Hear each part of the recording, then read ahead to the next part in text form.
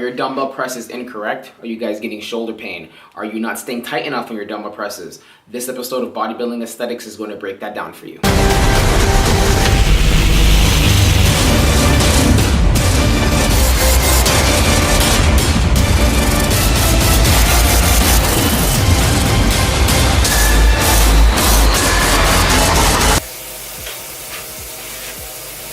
Alright, let's go do this damn thing with the weigh-in. See what the deal is.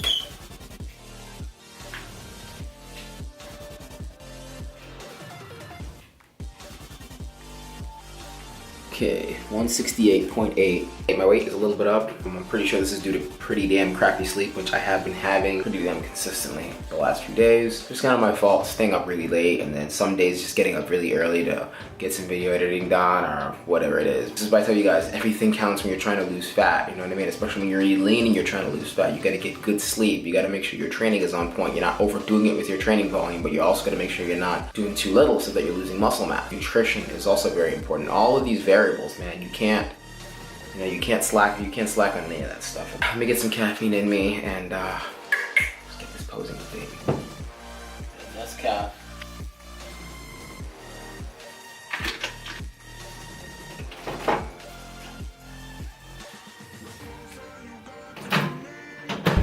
So here we are in week 4, guys. Week 5, and man, this is going by quick. So yeah, I didn't really lose much weight this week, guys. As you saw last week, I was 168.5. Today I'm 168.3, so not even a quarter of a pound. But that's okay. I do look a little bit sharper, not too much. Chris and I are updating my macros from that previous 300 grams of carbs, 200 grams of protein, and 60 grams of fat, down to 250 grams of carbs, up the protein a little bit to 225, and down the fat to 50 grams. So we're going to see what happens with that in terms of the changes. Cardio isn't really going to change. Cardio did change. So I'm going to be doing 2 sessions of cardio per week where I'm burning 300 calories per session. So a total of 600 calories of LISS. LISS is low intensity, steady state cardio. So here I am. It's funny, look at my left quad. It always gets leaner first. You can see the striations starting to peek through my left quad. Overall, my legs are definitely starting to separate. Abs are starting to come in more. The delts have already started, even since last week, they started to cap off.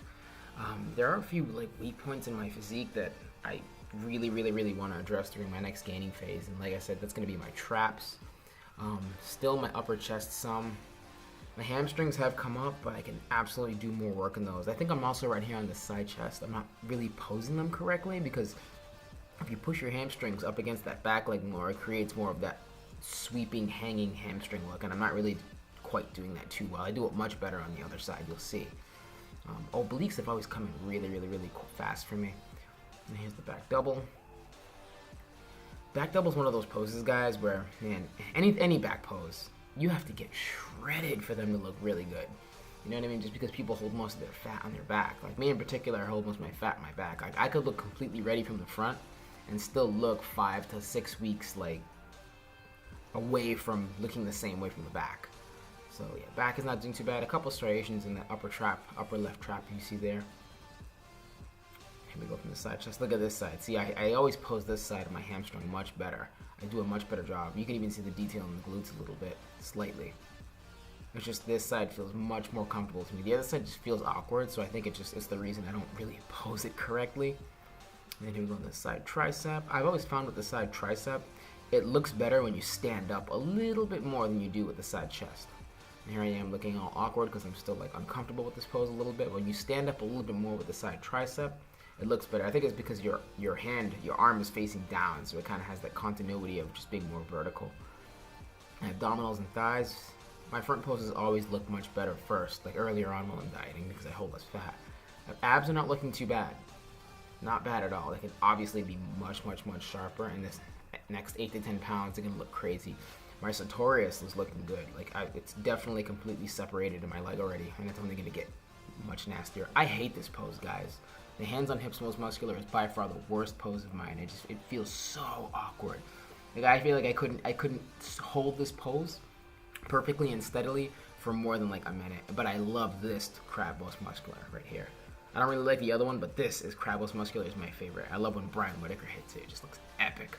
I'm about to show you guys how to do some dumbbell pressing coming up here in a minute, because I really want to teach you guys all the correct cues of that lift.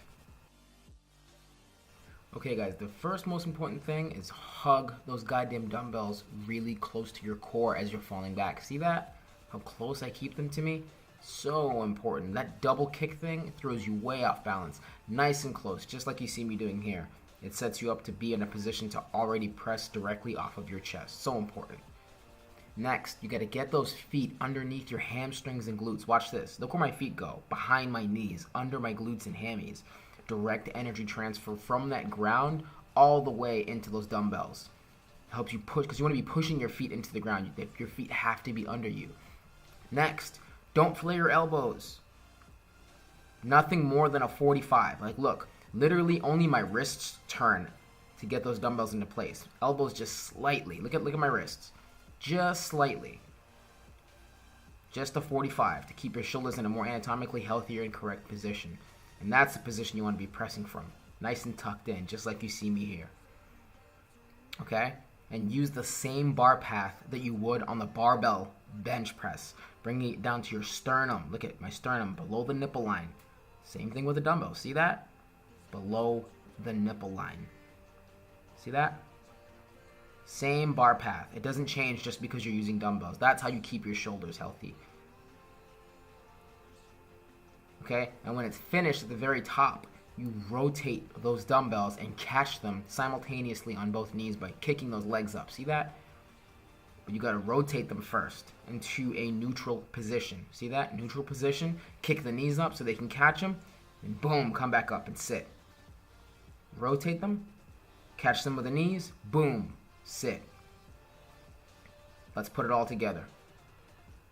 Fall all the way back, rotate them to a 45, legs are under you, and you just start pressing away. Now see how tight I am? Nothing is moving. My legs aren't kicking and spitting all over the place. I'm tight. You're not leaking any power through the entire kinetic chain. See that? Bar path is just like my bench press. You want to stay tight. Okay? Your feet shouldn't be way kicked out. You shouldn't be bringing your elbows with all kinds of flare to like a 90-degree angle way above your nipple line. It's going to damage your shoulders. These mental cues will significantly improve your pressing, guys. So leave me a comment on another exercise you'd like me to break down in the next video. So on to the rest of the workout, guys. I'm going on with the chest supported row, which I actually get to pick during this max hype workout. What's really cool is that Chris has pretty much modified the max hype to kind of fit my needs. And even though the program actually does allow you to pick a few different movements, like you can pick whatever chest supported row you want to do, whatever press you want to do in terms of a barbell or dumbbell. It's really versatile. So it's extremely cool. You guys, like I said, consider picking that program up. You'll really like it, whether you're intermediate to advanced. Really good program. So I got my overhead presses, 5 sets of 5 on these. Again, we're just trying to maintain strength, not necessarily trying to overload. Maybe later down the line we will. Just trying to make sure my technique looks good. And again, I just want to, right now my goal is just to maintain my delts. My delts are much less of a weak point than my chest. So we're doing more volume on that. Just 5 sets of 5 on that. And then we went for 4 sets of 8 to 10 on these pull-ups. I love chin-ups as opposed to pull-ups, which uses an underhanded grip. In my opinion, I think it's better. It gives you more range of motion. But this is what's on the program. And pull-ups are very effective too. Any form of a pull-up is just no matter what the grip is, neutral, underhand, overhand, they're all extremely effective. My preference though is chin-ups. Then we got our lateral dumbbell raises. I love this exercise. I can't believe I discounted it for so long, but seeing it back in max hype just made me obviously try it out again, and I really have come to like it. I really do feel like it's needed to cap off those sides of those delts. Here's the deal, guys. Every episode going forward, you guys are going to learn something new in terms of training, in terms of nutrition, or whether it's both. You guys, no more just watching me do my thing. No more just watching me go out there and get mine. It's time to go out there and get yours, and I'm gonna help you get yours. You guys subscribe, come back next week, and every following week, hit that bell notification after you subscribe so you're aware of when these episodes come out, so you get new tips to better your knowledge base on how to build an aesthetic, shredded physique. Don't miss a single episode. I'm gonna be giving you the knowledge base that I have acquired over the last 12 years. Take it and stop just watching. Go out there and get yours.